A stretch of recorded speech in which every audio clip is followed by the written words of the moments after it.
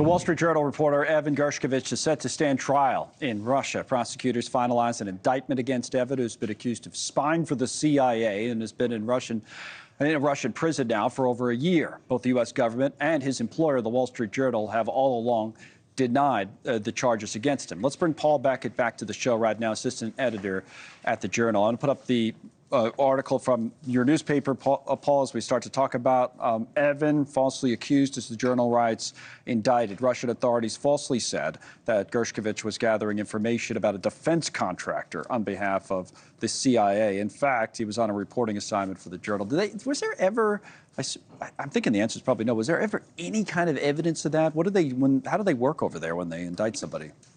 We've seen nothing, Connell, in almost 15 months. So that this did not add anything to our, understanding of what they think they might have there. We just know that Evan was an accredited reporter in Russia, out doing his job for the Wall Street Journal and only the Wall Street Journal. So it's grossly unfair to him, really, to have this charge filed and these allegations perpetuated, because it's nonsense. Now, one of the times that you were on with us, I think I remember you saying something to the effect of, we have to get to this point, get to an indictment and possibly a trial before there might be some movement. That's why I said before the last break, and I was wondering whether now that he's been indicted, now that there will be a trial, even if he's convicted in a weird way because of the situation you're in, does it actually help his chances of coming home?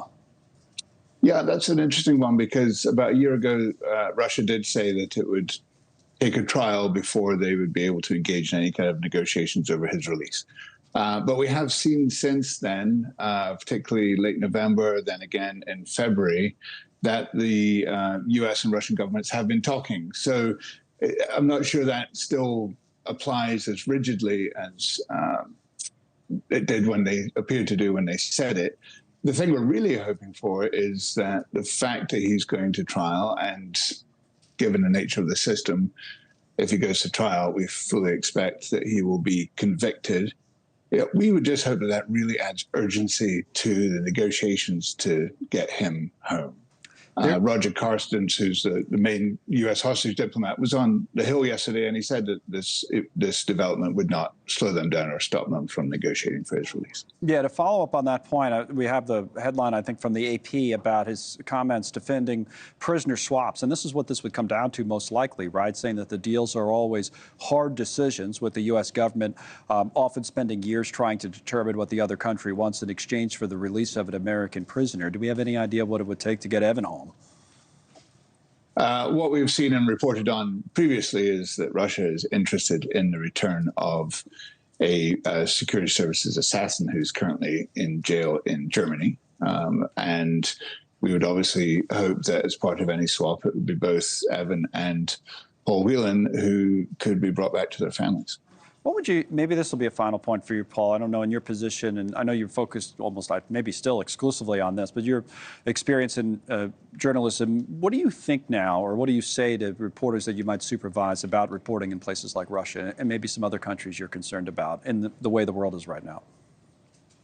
We have very stringent security protocols in place for reporting, and they were put in place after the tragedy of Danny Pearl's murder more than 20 years ago. It is increasingly risky, and it is just hugely dangerous to be reporting in such hostile environments. You've seen a clampdown on freedom of the press in many countries across the world. It's on a spectrum, so they're not all as egregious as this, but you have seen a tightening.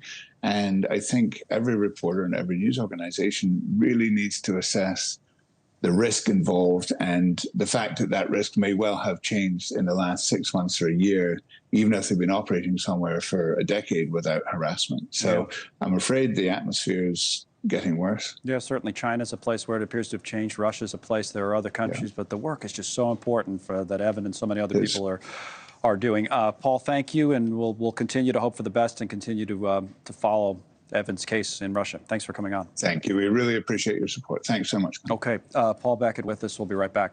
Thanks so much for watching. Just go to joinnn.com to find News Nation on your television provider. And don't forget to click the red subscribe button below to get more of News Nation's fact-driven, unbiased coverage.